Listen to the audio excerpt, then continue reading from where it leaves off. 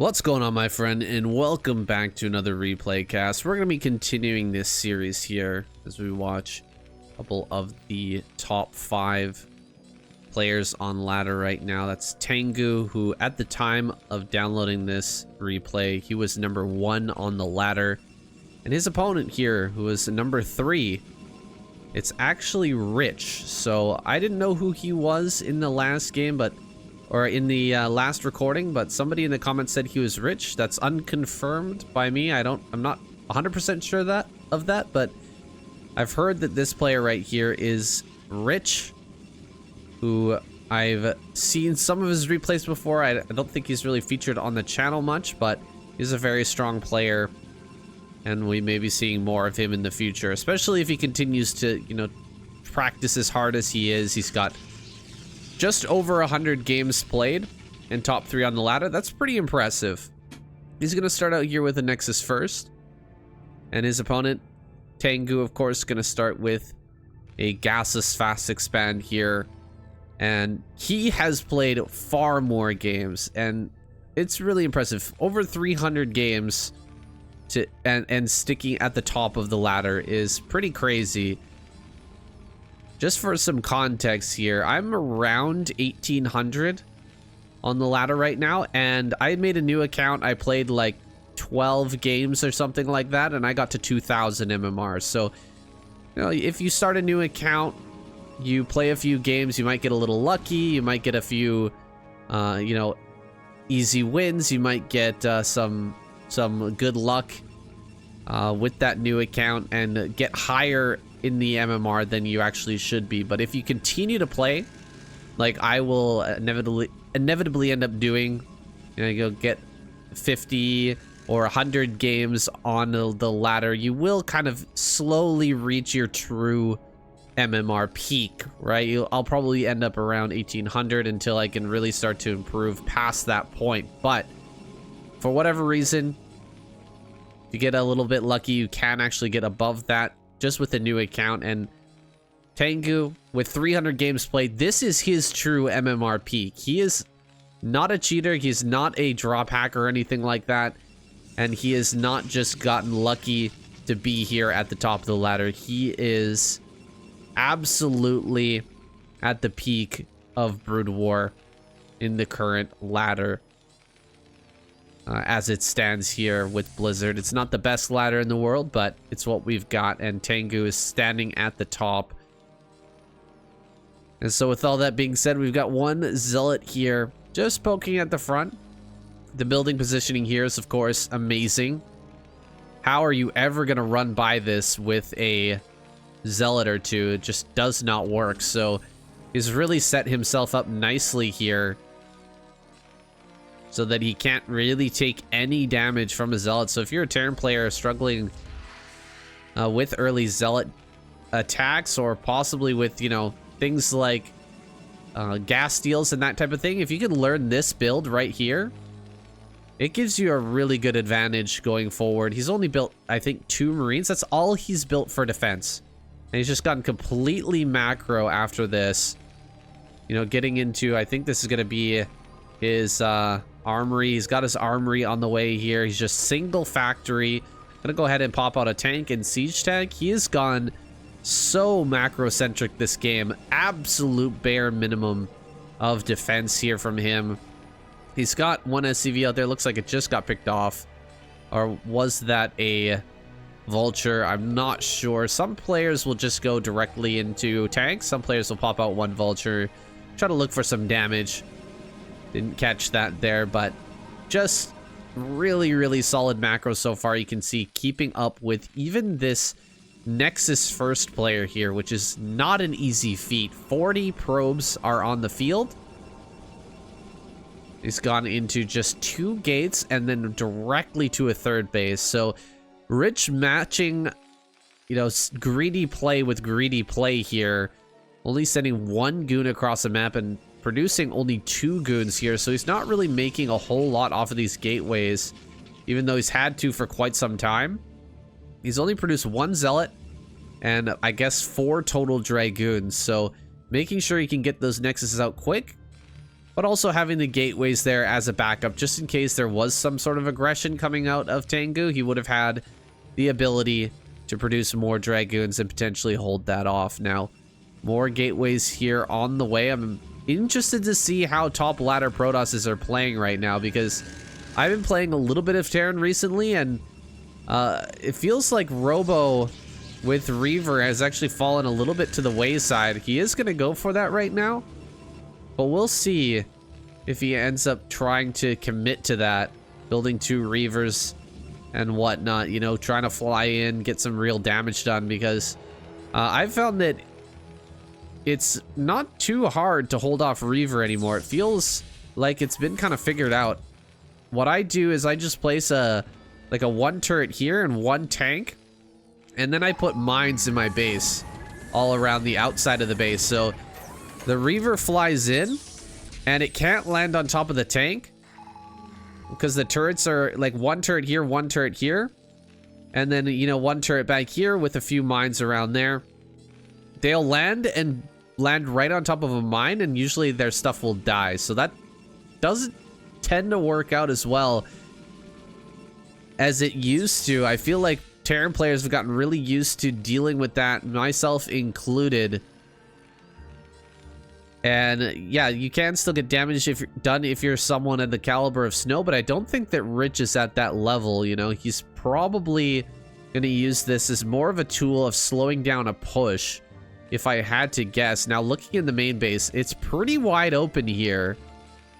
Another great way to deal with, you know, the Reaver aggression is also to go ahead and get some Wraiths. Even getting Wraiths and Cloak has been popular lately, so that's another reason not to go Reaver in this matchup anymore, or be as aggressive with the Reaver anyway as you would previously as a Protoss player.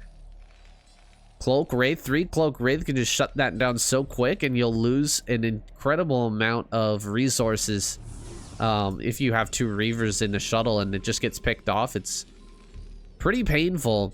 3rd base already on the way here for Taengu. 4th gonna follow up for Rich. He's got some Reavers and Zealots in this shuttle, but just hasn't put on any aggression thus far. He's been really, really passive here. Just bustling up to 66 probes, though, as quickly as possible. And it looks like he's pretty much done making probes now at this point.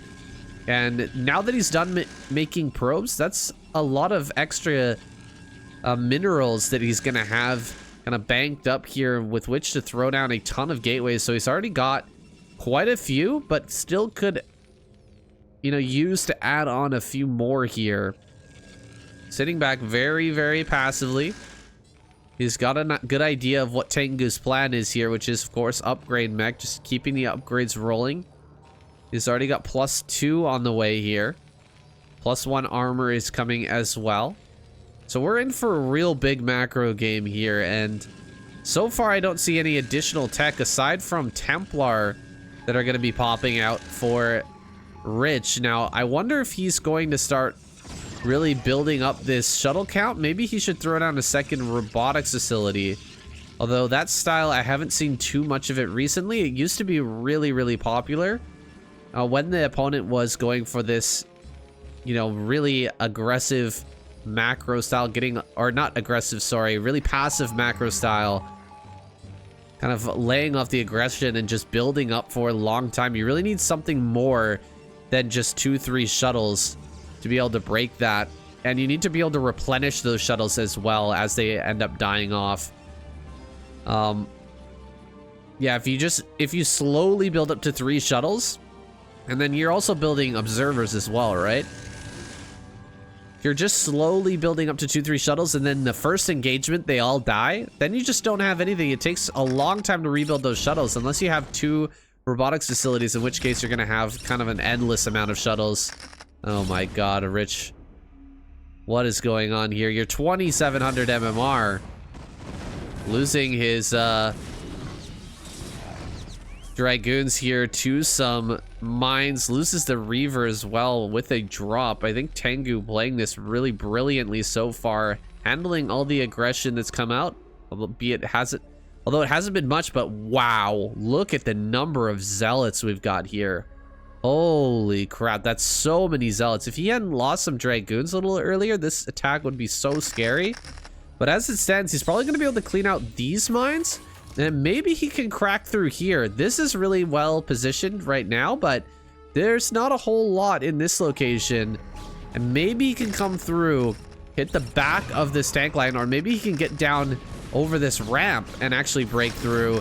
Tanks are starting to fire here. He is in range. That's a ton of zealots. Looks like he's got kind of a right click going right now to try and break through this. Gonna drop some Templar to maybe clear out some of the vultures. And this is something I haven't really seen much before, is a very heavy zealot count to deal with the tanks.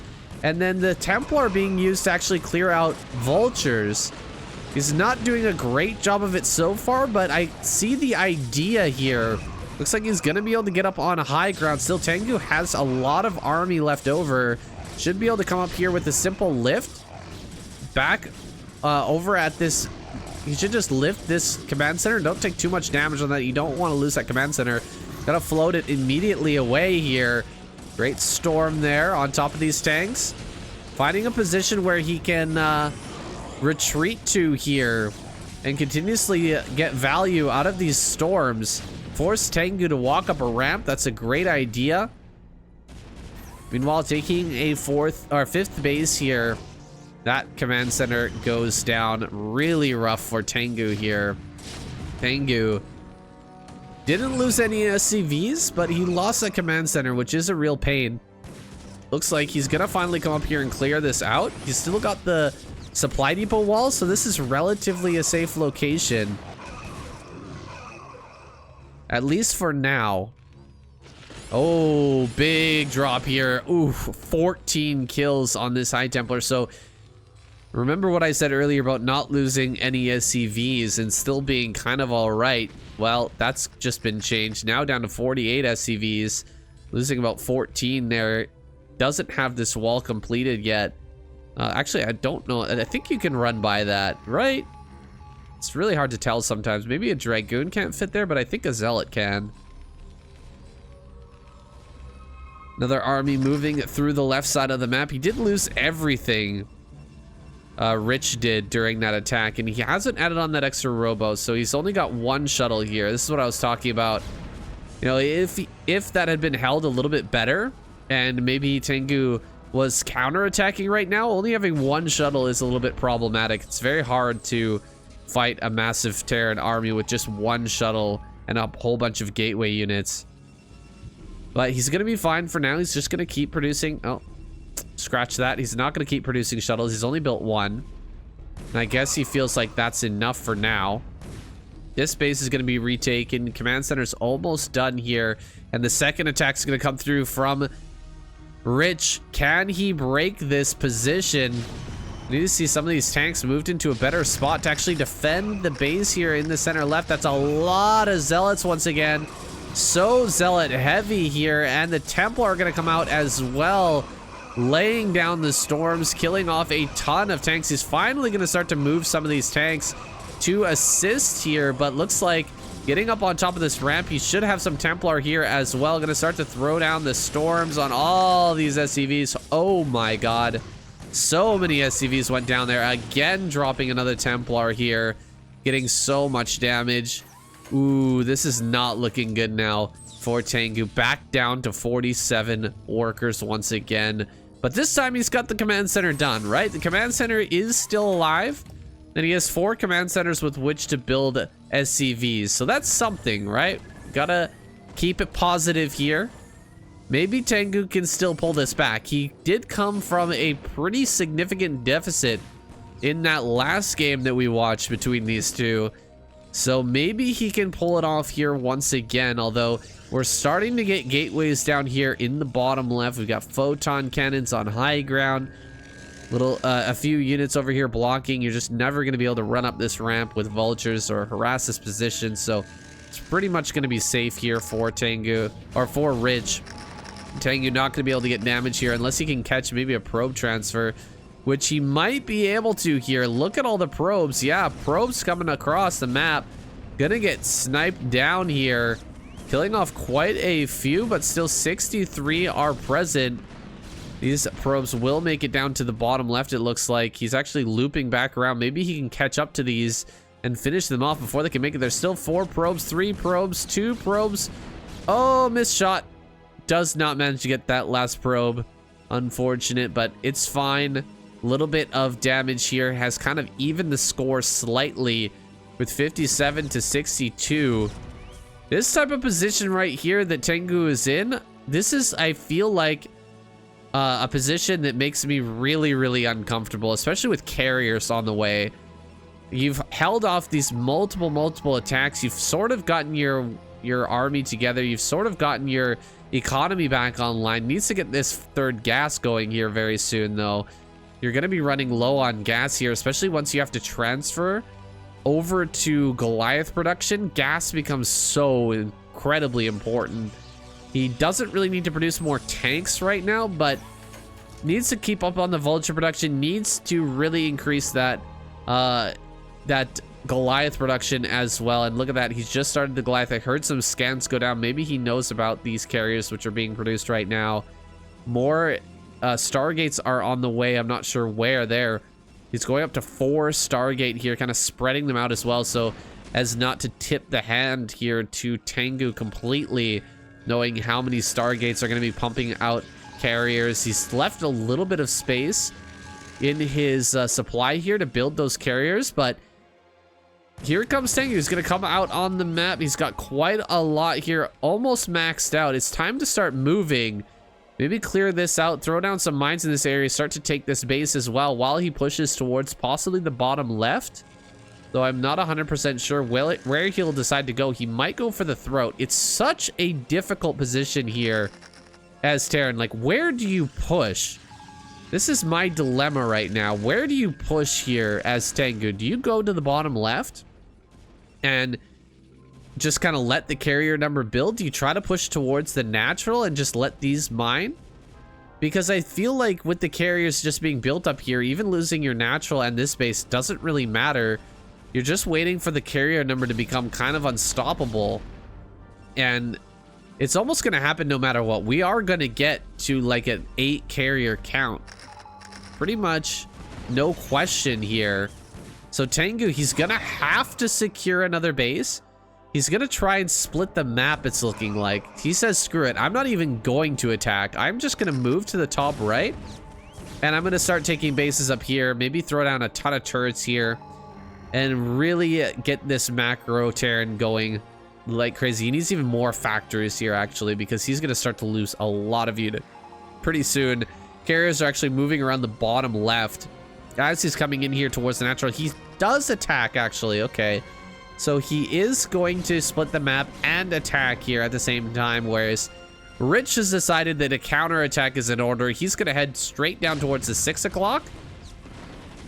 And I don't think he's going to be stopped here. This is a ton of carriers, and I believe they have upgrades as well. Yeah, he's got shields. He's going to have armor soon. He's going to have 2-2. Oh, God, these carriers are going to be so strong.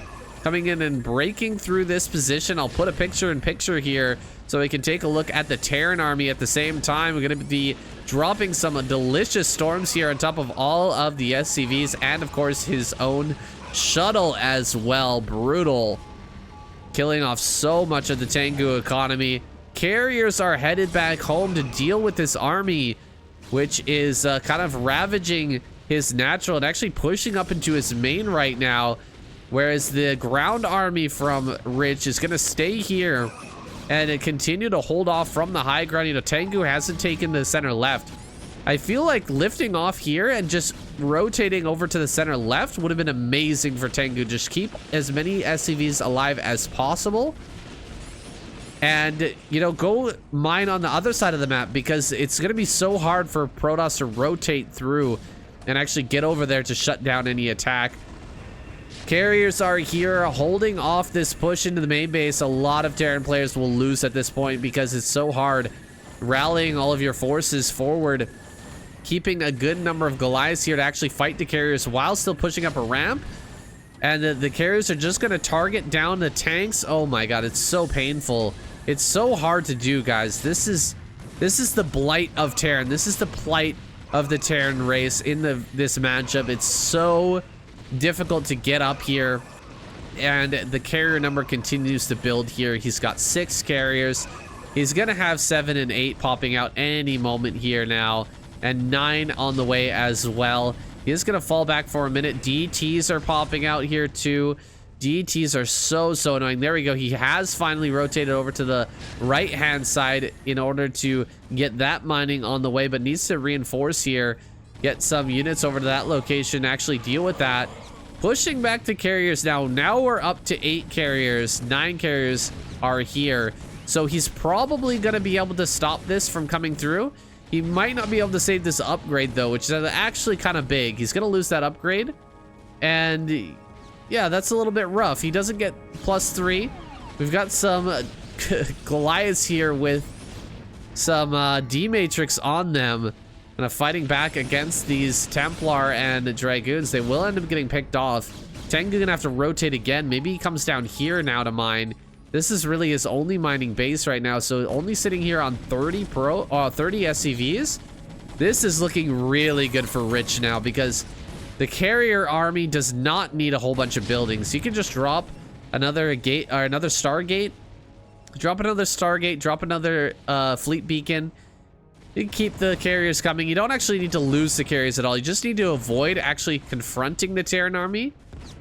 And as long as you got mineral income, you can always keep building the interceptors. So he's done a great job here. He's now in a prime position to win this game. Taengu gonna come out and fight these carriers, but this is perfect.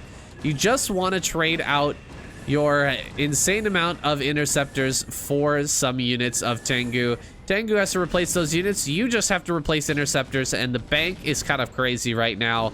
Rich has just about done it here, I think. The tanks are going to retreat back towards home, but they don't really have anywhere to go. They're stuck between a ground army and an air army here, and Rich actually moves the ground army out of the way. He just wants to take the tanks out for free here with his carriers, and looks like he will be able to do so. Taengu falling all the way back here, but he's just got nothing left. He taps out. GG. A well-played game here from Rich, firing back and taking a win off of Taengu. God, it's such a rough game. It's so hard to play against this type of transition. Once the Protoss player grabs another base, I don't know why all Protoss players don't do this. When they get a little bit of a lead, they take another main base and then start building carriers. It's like, where do you actually push, right? You can push here and try to take this out, but the carriers are going to sit over the top here. You've got Templar on defense. It's so hard to break through. And then the carrier's number is just going to continue to build. You can try to push into the main base here, try to take over that location, but he could just build another couple of Stargates here and keep on harassing you and throwing down storms, building DTs, just kind of making your life miserable as his mineral income just continues to build. His mineral bank continues to build, and the carriers continue to get value. There's no real good answer except for taking another base. And yeah, just trying to fight it out in a super long game. You're gonna have to build so many Goliaths. Maybe a Wraith transition could have been a good idea, but yeah, we've got some observers here. We've only got one, I guess, with this army, but he kind of knew he was gonna win at this point. Observers all around the map as well that could have been brought in. It's just a tough position, but a hard fought battle there by Taengu and a deserved win here from Rich. GG. That's gonna be it for this game, guys. I'll see you in the next one.